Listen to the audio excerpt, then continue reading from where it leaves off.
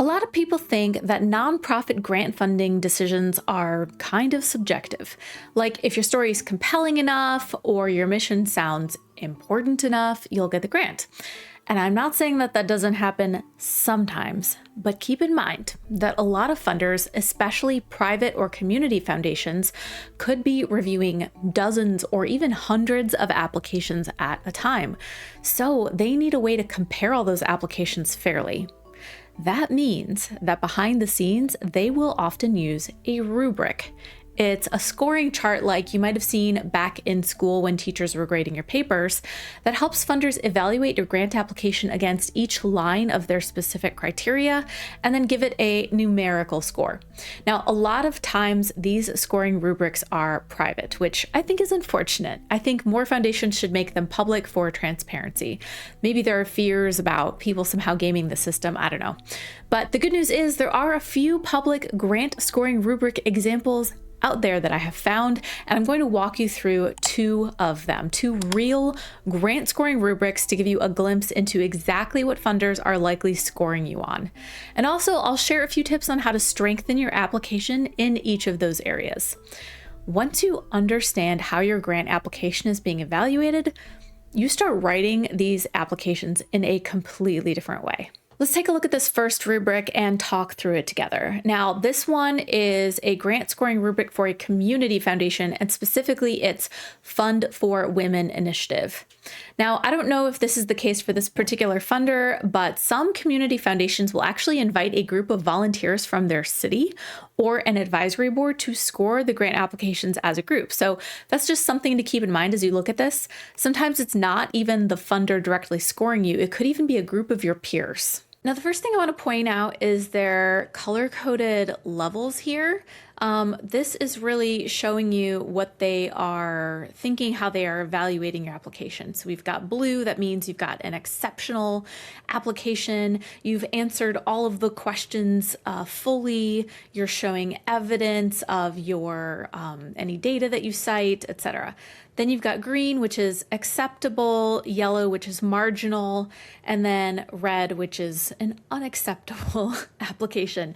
The applicant does not address all aspects of the criterion and information presented in a strong manner, and you will probably not get the grant if you get red. So there's that. So let's go down and look at some of these sections here. The first one that you see here is organization or organization strength, right? And this is going to be a major area that funders often look at, your organization itself. So in this rubric, you see they're clearly looking at things like the organization has demonstrated that you have some financial stability, right? So they want to know, are you going to be able to operate even if you don't get this funding? They want to make sure you're not completely relying on this one grant. They look at leadership quality, right? Is your leadership team credible? Are they engaged and experienced and skilled? Representation and diversity. Is your leadership team representative of the community that you serve? And how are you showing that you have a strong understanding of the community that you're serving? Then there's this idea of long-term viability. Are you likely to be able to continue the project after the grant funding has ended? So you see, they're not just asking things like, is this program or whatever you're working on a good idea? They want to know, is your organization actually strong enough to pull the idea off? And do you have the financial sustainability to continue even if the grant funding ends? So in thinking about a few tips for how to strengthen this area of your application, you want to think about how grant funders are generally risk averse. They prefer not to fund something that feels really risky. So instead of saying how passionate you and your organization's team members are about this work, you want to talk about things that show your organization has strong systems and foundations to build on. So things like where your current funding currently comes from, if you have some funding already, how long you've been operating as applicable. I know some of you are starting out and you're in a beginning phase. Who is leading the work and why are they qualified? What background do they have? What experiences do they have? What training or skills, etc.? even small details matter here when we're talking about the strength of your organization. All right, the second section you see here, and this shows up on most every grant application I've ever seen. It's this community need or opportunity, right? So what is the need your organization is addressing? And according to this particular rubric, weak proposals either don't demonstrate real need or are duplicating existing work. So you see this funder is asking, is the problem you're addressing actually urgent? Is it already being solved by another organization? And if so, why is your organization the right one to tackle this? So a few specific tips on this part of your application. The strongest applications in terms of this question are going to show a specific need that matches the specific scale and service area of the grant foundation. So if your grant foundation is local, you are going deep on local needs. If it's regional, regional, national, etc. But the big thing is here you want to back it up with data. You can't just make a claim about how big the need is or how deep the need is. You have to have credible research or data to back it up, to provide evidence. Now, this could take a number of forms. It could be surveys you've done of the people that you're serving, where they're talking about their needs in their own words. It could be historical data from the area that you're serving, talking about this need, like a number of people affected by poverty or homelessness, etc. And then you want to explain why your organization is positioned to address this problem now. Do you have the right reputation, the right partners, the right training at this time to be actually effective at addressing this need right now? You can also reference gaps in services in your area and explain how your programs are going to fill these gaps.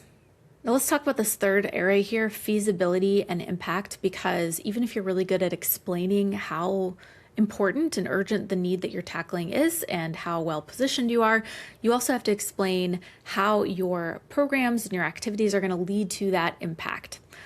So let's take a look at what they are looking at here. So we've got, red to blue. Strong applications are going to be those that present a solid strategy for achieving the anticipated project outcomes and details a comprehensive evaluation plan, including measurement of qualitative and quantitative indicators and or project benchmarks. So they want to know not only that you have a good plan for achieving the impacts and the outcomes that you've promised, but also that you have a plan for how you're going to measure the change. So maybe it's a pre and a post survey of those you serve. Maybe you have data about how the problem was impacting the community before you started your program, and then a year later, what it looks like then. But you do need to have some mechanism detailed out here. And the feasibility part is about whether your promised impacts and outcomes are achievable, right? So like I said before, funders are risk averse. They want you to have an impact that feels big and significant, but they don't want you to make a big promise that you can't actually pull off. So your job with this one is to answer the questions about feasibility and impact by making sure you're showing a clear timeline for your efforts that you're requesting the funding for, the specific activities involved, like literally spell out what you're going to do and how, and share a realistic budget. Normally, grants will have a separate budget question, but they're going to be looking at this too for that. And all while making it clear that what you're doing is likely to lead to the change that you've promised in the grant. So avoid describing what you hope will happen. You need to explain how you'll actually get there and how you're going to measure success concretely. Now let's look at this final area that they have here, focus area. Now, like I said before, this is the Fund for Women initiative at this particular foundation. So their focus area is going to be education and health of women and girls. Every foundation is going to have their own mission, their own agenda, their own focus area. But I do want to talk about what this section speaks to. And it's really about the focus and the outcomes for the population that you're serving, right? So they want to know beyond what you're doing, what your activities are, which we talked about in the last section, who specifically benefits and what changes for them. They don't just want to know about the number of people you served or outputs like how many meals you served or how many trees were planted, etc. Those are activities. What they want to know are the outcomes, which is referring to what changed for the person or the community you served. How is that person's life different now because of your organization's work? For example, in this case, their focus area, which is women and girls, could be including outcomes related to success in education, employment, or life skills for women and girls. And it could include outcomes like participants in our program will be 50% more likely to graduate from school. That is a change. Before they got into your program, maybe they were, 20% likely to finish school. And now because of your program, they're 50% more likely to graduate from school. Just making those numbers up, but you get the idea. Or maybe it's like participants will gain this specific skill, which will then help them find a job. So again, you're talking about what changed for the person you're serving. Funders want to see that you've clearly defined your target population. So you need to talk about who you're serving and why, the clear outcomes like we talked about, how your services will change their situation, and this is key, evidence that your program activities will lead to the outcomes that you describe. Being specific like that really can show that you're confident. Now, before I delve into this second rubric and show you some more behind the scenes funder thinking, I do want to take a minute to thank the sponsor of this video. We know how overwhelming fundraising can feel, but Click and Pledge, our sponsor, makes it easy for nonprofits to start strong and scale their money raising with confidence, and empower their boards and volunteers to help raise money for your cause too. With Click and Pledge, you're going to get professional grade tools for super affordable startup level costs from day one. They've got customizable donation forms that you can plug right into your website. These forms are what's going to form the foundation of your strong online fundraising strategy. But Click and Pledge also has a number of other tools included in their affordable flat monthly costs that you can use as your nonprofit is growing. They've got in-person and peer-to-peer fundraising features, video fundraising with embedded donation links, text-to-give tools, donor management and custom reports, Salesforce and other integrations, all included with no contracts or surprise add-on fees. Now, unlike some platforms that increase your fees as you grow, Click and Pledge pricing is going to stay the same whether you have 10 donors or 10,000 donors. So you can use the QR code and link in the description of the video below to check them out, book a demo, and get your first $25 monthly fee waived. Now let's take a look at a second grant scoring rubric because this one covers some additional scoring categories that we didn't talk about in the last one. Now this one I'm about to show you is going to be from a United Way. So it's similar to a community foundation in the sense that United Way is going to be locally focused and may use a community advisory committee to help score applications from nonprofits. But again, that's not always the case. Now this rubric is a little bit more text heavy, so I'm going to talk you through it and point out a couple of things here. The first category that we see them scoring on is this idea of alignment, right? And this is something a lot of people don't realize. I see people apply for a bunch of grants all the time without checking to see if they're actually a good fit with or aligned with that funder. And then when they get rejected for the grant, they don't understand why. Well, the not so secret here is that not every grant foundation is the right match for every nonprofit mission. Just like public charities, grant-making foundations have their own missions. It could be related to education, helping animals, etc. So they're going to fund charities, organizations whose missions match their mission. And you see this in the rubric here. They're looking at whether you serve the same population or group of people that they want to serve, whether you're operating in the same geographical area or scope that they do, whether your work aligns with their priorities, right? So the most important thing that you can do here happens before you start any grant writing, and it's simply to focus on the grant applications for funders whose missions match your mission. But beyond that, here's another pro tip that I learned from a grant writing mentor that I had years ago. Mirror the funder's language. What I mean by that, if the funder's website says family stability or economic mobility to talk about their mission, use the exact same phrases in your application. Now, do this when appropriate. I'm not saying to plug those phrases or words in random places or do it inauthentically. Do it when it makes sense.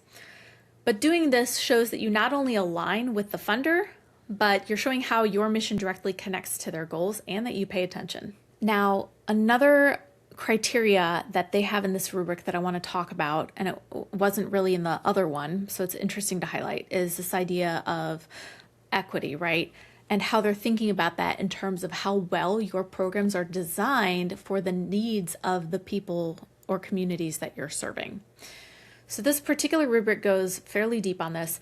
They're looking for things like whether you understand who faces the barriers related to the community need that you're tackling, whether your program design reflects that. This is key here. And also whether you track outcomes across different groups to understand if and how their needs might vary. Funders basically want to know, are you designing your programs with the community that you serve in mind, or just for them, or in a way that is most convenient to yourself or your team, right? So here's a real world example of what this might look like to make this idea more clear. Let's say you run an organization that operates a food pantry to support single moms, but you only keep the food pantry open between 3 and 5 p.m., which is a time when many single moms might be picking up their kids from school. In that example, even if the 3 to 5 p.m. food pantry time works for your own team, it's showing you have not designed a program built around the needs of those you serve, right? So in working on applications that have this question, you really want to talk about how your initiatives are built with a strong awareness of the demographics that you're serving and showing how you've removed barriers to their participation that fit the realities of their lives, right? And I know some of you might be in an early stage in your organization and you might just now be doing your community needs assessment and talking to the folks that you're trying to serve. So at this early stage, I'd recommend talking about how your organization is aware of disparities and how you are listening to your community to make intentional design decisions. It's not about being perfect here. It's about showing that you're thoughtful and intentional. Now, the final piece I want to talk to you about is something they're calling system improvement. But an easier way to think about this is probably collaboration, right? So I think we're going to see more of these types of questions in future grant applications as more funders are interested in organizations collaborating for impact. You see, they're asking things like, are you knowledgeable about other community resources that impact outcomes for participants, right? And how well do you build mutually beneficial partnerships with other organizations? And this one is interesting, especially. Do you budget for fair compensation to pay less resourced nonprofit partners for any services that they offer in your collaboration? So they call it system improvement because this one's all about being able to take a step back outside of your own organization and thinking about how your efforts contribute to the bigger picture for everyone, not just your one organization, right? Today, more and more funders prefer to see partnerships over duplication, shared goals over competition, and awareness, like I said, of that broader ecosystem. So even when the other grant rubric from earlier asked about duplication, talking about how you collaborate with other players probably would have gained some points there in that category. So the big tip for this one is name and talk about your partnerships, right? Explain who you collaborate with, what role do they play in the program or activities, and how that collaboration improves outcomes for everyone. This shows real system improvement thinking as an organization. I'd love to hear what you thought about this. I hope this kind of behind the scenes breakdown has been helpful in your current and future grant writing adventures. And if you enjoyed this video and found it useful, don't forget to subscribe and tell the YouTube algorithm to share it with more viewers. I also share more tips and strategies like this in my free weekly newsletter. I'll leave the link to get that in the video description, and it's also my website, changemakercafe.com. I'm Amber Melanie Smith, and I'll see you next week. Bye.